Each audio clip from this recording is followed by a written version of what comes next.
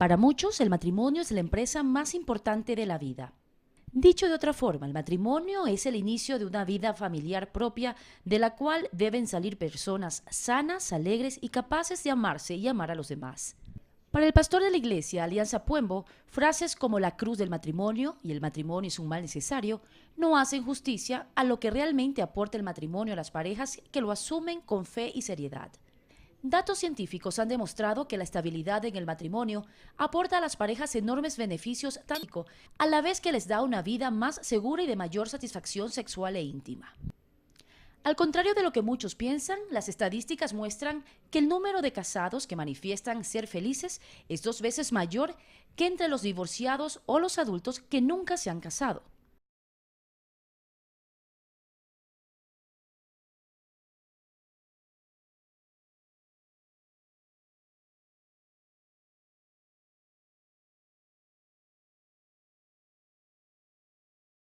La mayoría de personas a las cuales se les pregunta qué les interesa o cuál es el propósito a la hora de casarse es querer ser felices. Y claro, es un buen propósito, por cierto, pero el compromiso inicialmente debería ser casarme para hacerlo feliz al otro. No lo contrario, no ser feliz yo.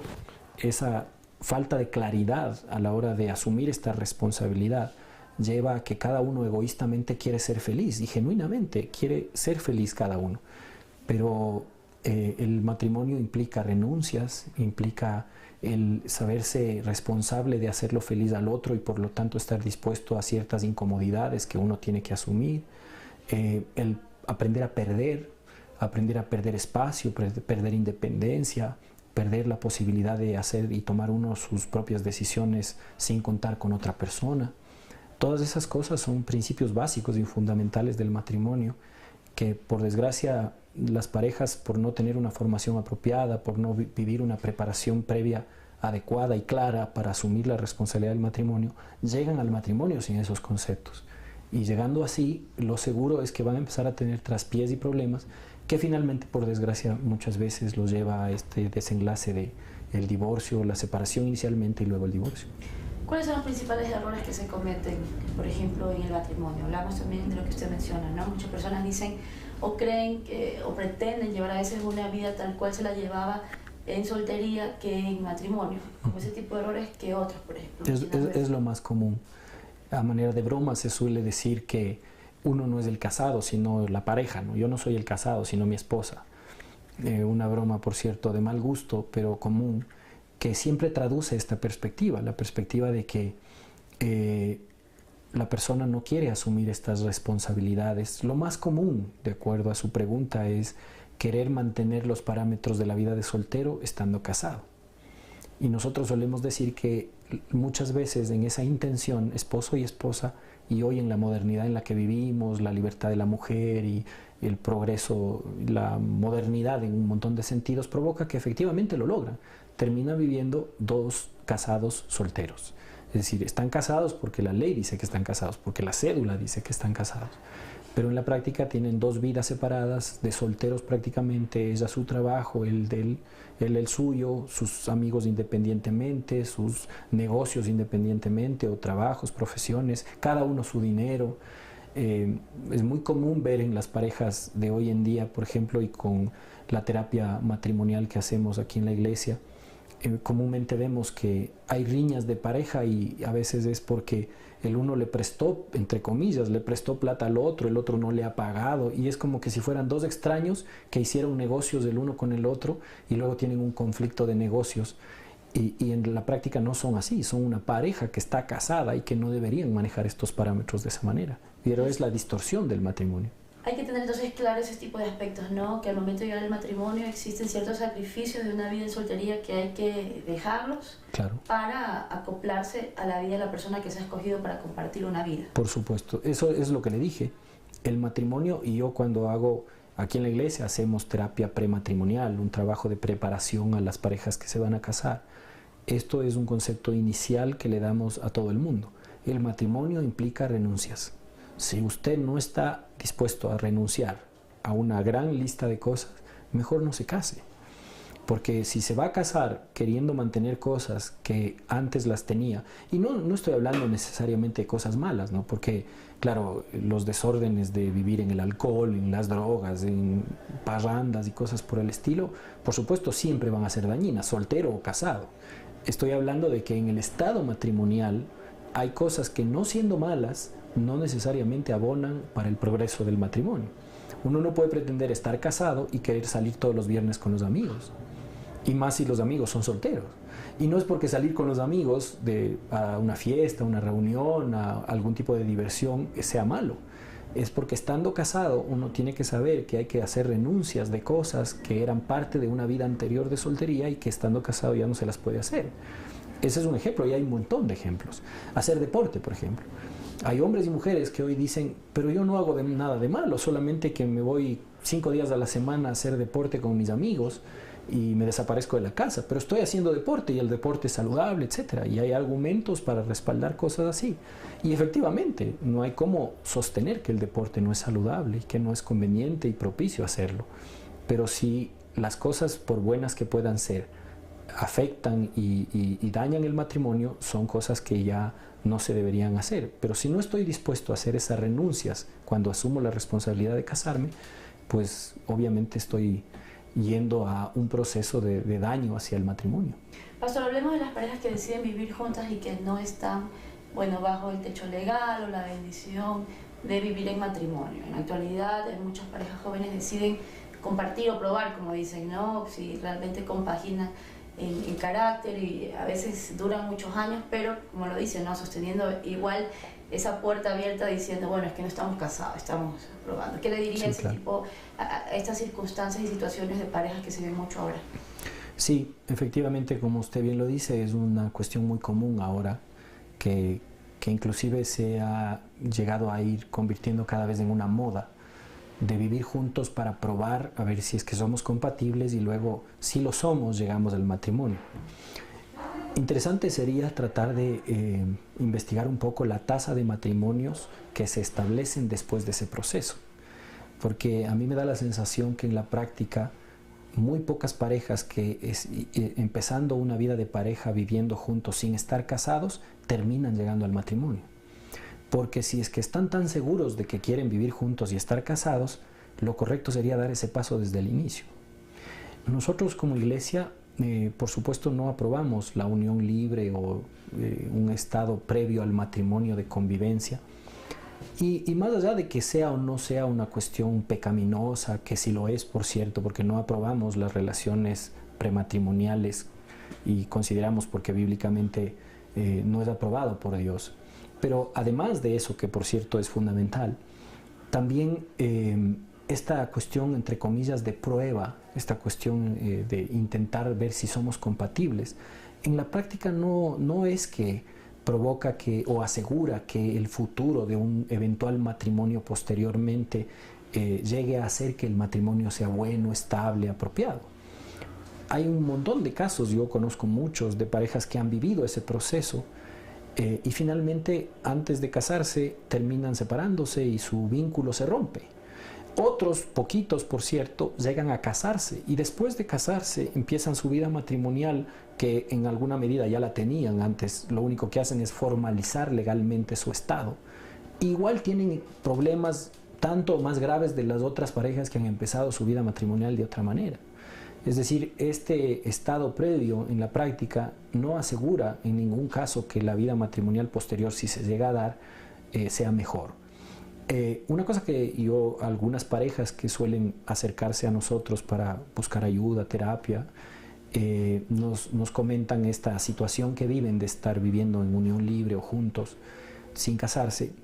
En la práctica lo que yo les llevo a pensar, y porque es así, es que si es que ese vínculo y esa etapa, entre comillas, de prueba, que a veces, como usted bien lo dice, no dura pocos meses ni un año, sino dura 5 o 8 años, si es que, como en la mayoría de casos ocurre, finalmente el vínculo se rompe y los dos se separan y van a vivir sus vidas por separado, finalmente en la práctica resulta igual o peor que un divorcio.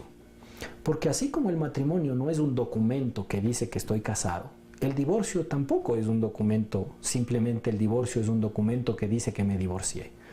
El momento en que yo empiezo a hacer una vida de pareja con otra persona y aunque no esté documentadamente, civilmente, legalmente casado, ya establezco un vínculo de pareja, de convivencia, de compromisos y de relaciones con la otra persona.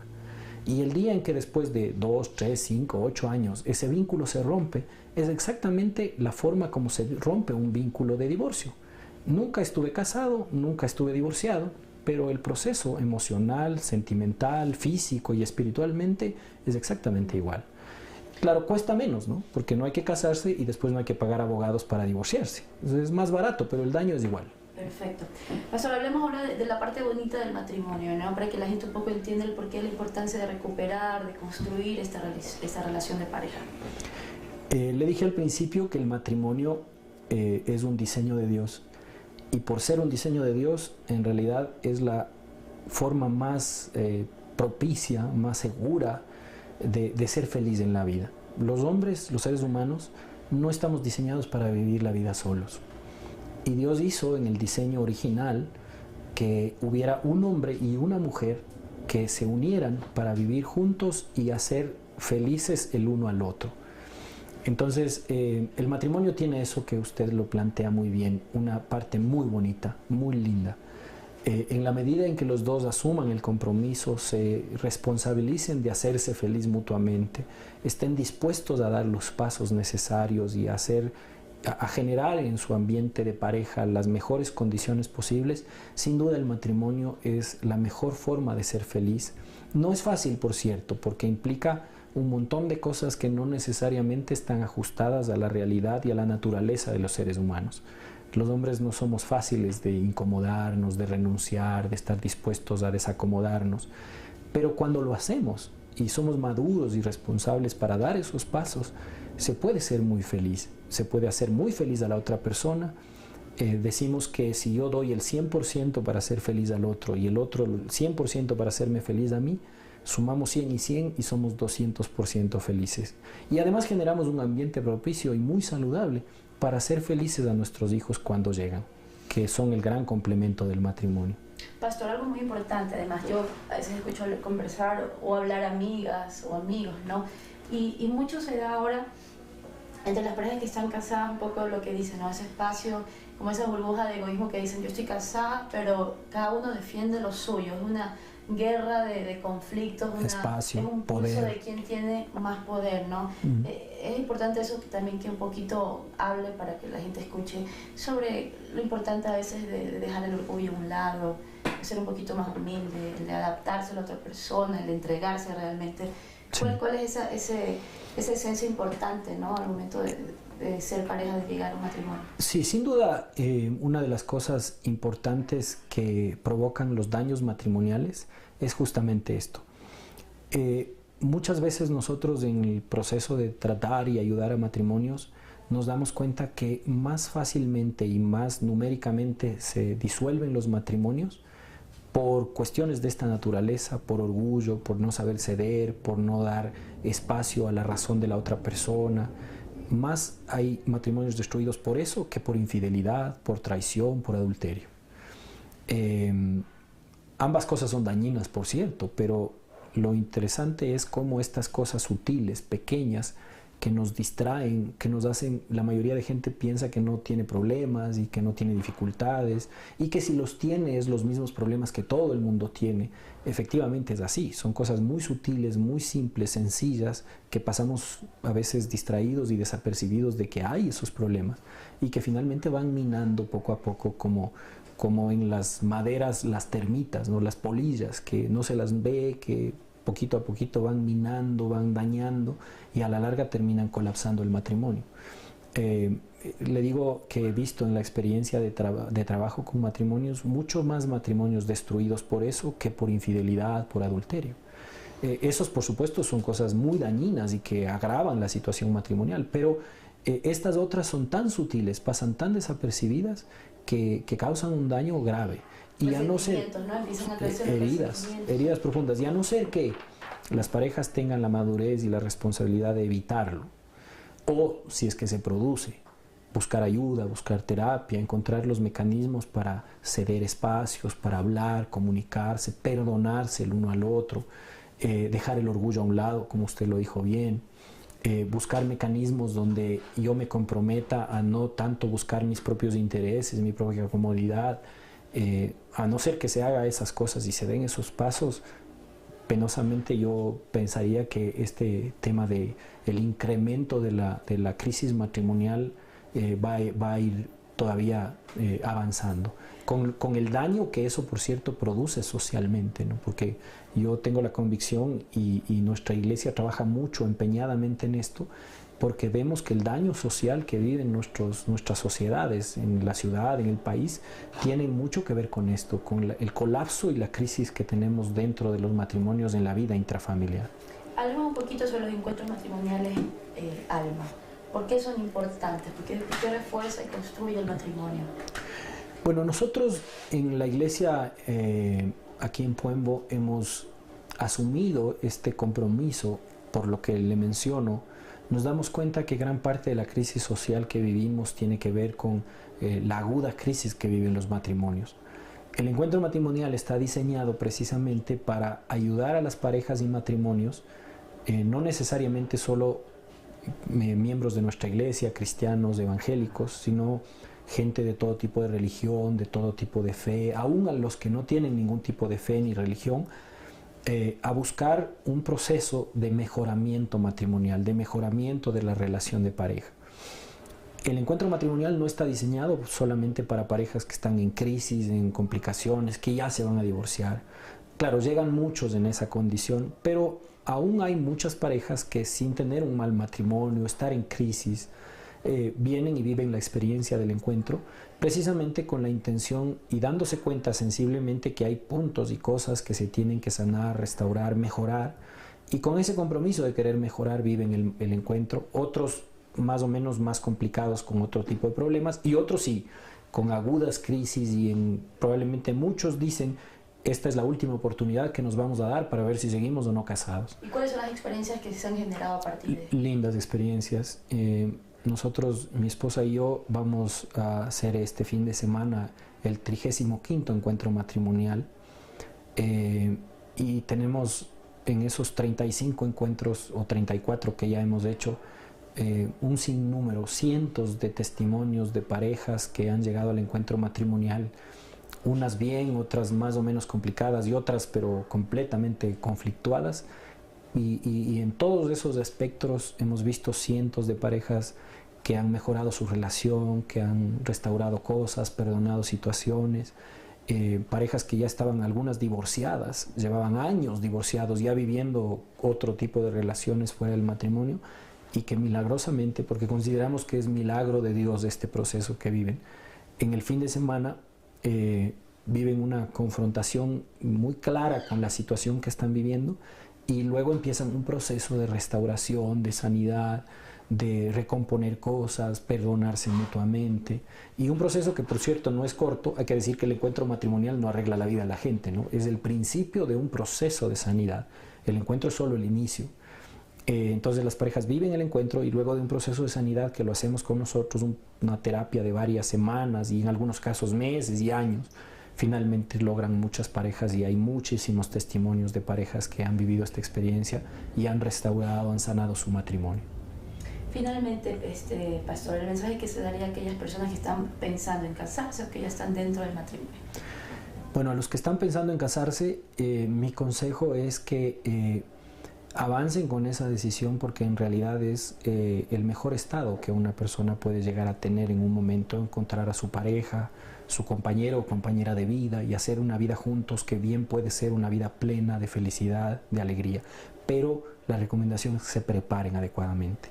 Aquí en esta iglesia no casamos a nadie antes de haber hecho un proceso de prematrimonial de 3 meses. 3 meses seguidos, con reuniones en algunos casos semanales o quincenales, donde los preparamos y los ponemos muy claros del compromiso y la responsabilidad que van a asumir.